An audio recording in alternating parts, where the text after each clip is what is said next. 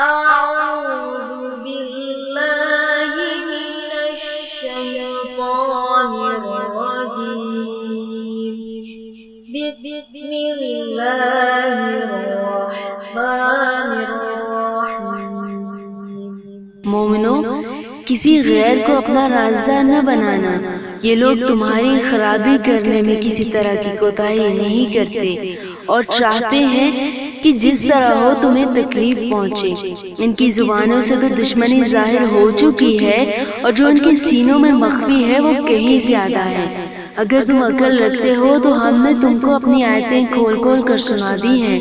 دیکھو، تم ایسے لوگ ہو کہ ان لوگوں سے دوستی رکھتے ہو، حالانکہ وہ تم سے دوستی نہیں رکھتے اور تم سب کتابوں پر ایمان رکھتے ہو، اور جب تم سے ملتے ہیں تو کہتے ہیں ہم ایمان لے آئے، اور جب الگ ہوتے ہیں تو غصے کے سبب انگلیاں کاٹ کاٹ کھاتے ہیں۔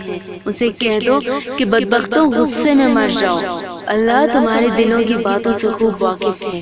اگر تمہیں آسودگی حاصل ہو تو ان کو بری لگتی ہے، اور اگر رنج پہنچے تو خوش ہوتے ہیں۔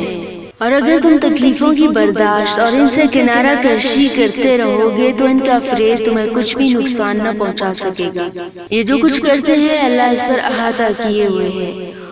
رب اشرح لي صدري ويسر لي أمري واحلل عقدة من لساني يفقهوا قولي